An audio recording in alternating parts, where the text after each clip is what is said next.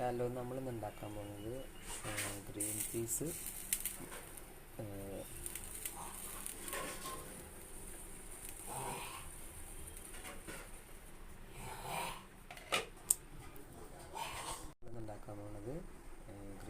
കുറുമ. അപ്പോൾ അതിനുള്ള ആവശ്യമുള്ള സാധനങ്ങൾ പിന്നെ ഗ്രീൻ പീസ്, ഉരുളക്കിഴങ്ങ്, തക്കാളി, കുറച്ച് പച്ചമുളക്, ഉപ്പ്, ഇത്രയും ഇട്ടിട്ട് അത് വേവിക്കണം കേട്ടോ.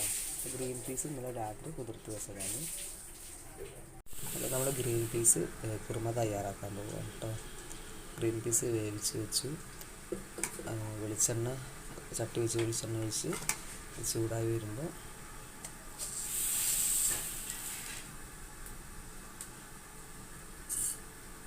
കുറച്ച് കടുക് ഇട്ട് കൊടുക്കുക കേട്ടോ.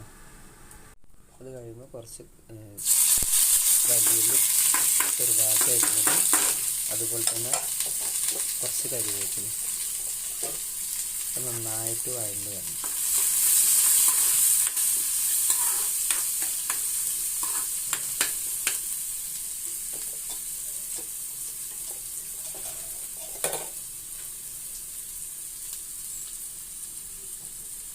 ഉള്ളി വഴണ്ടിട്ടുണ്ട് കേട്ടോ.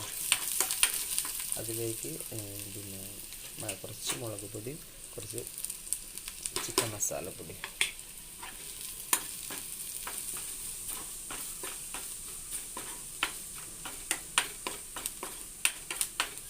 പച്ചമണം മാറുന്ന വരെ അതിലിട്ട് വഴറ്റുക. ആ മസാല വഴണ്ടതിലേക്ക് നമ്മൾ വേവിച്ച് വെച്ചിരിക്കുന്ന ഗ്രീൻ പീസ്, ഉരുളക്കിഴങ്ങ്, തക്കാളിയും കൂടി ആഡ് ചെയ്ത് കൊടുക്കുക കേട്ടോ.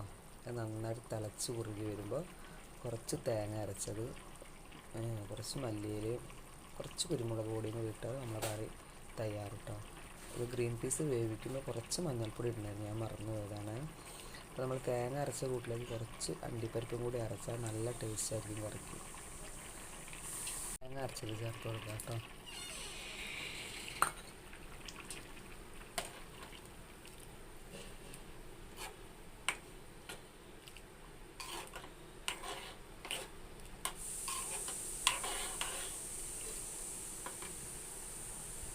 ഫൈനലി നമ്മൾ കറി തയ്യാറായിട്ടുണ്ട്. കുറച്ച് കുരുമുളക് പൊടി അതിൽ ചേർത്ത് കൊടുക്കണം.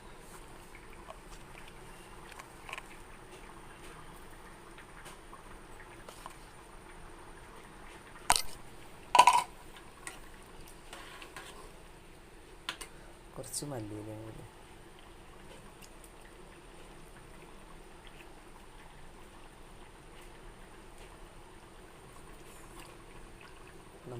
നമ്മൾ കറി തയ്യാറായിട്ടുണ്ട്. എല്ലാവരും ട്രൈ ചെയ്യുക കേട്ടോ. എൻ്റെ യൂട്യൂബ് ചാനൽ എല്ലാവരും സബ്സ്ക്രൈബ് ചെയ്യുക, ലൈക്ക് ചെയ്യുക, ഷെയർ ചെയ്യുക കേട്ടോ. Okay, by.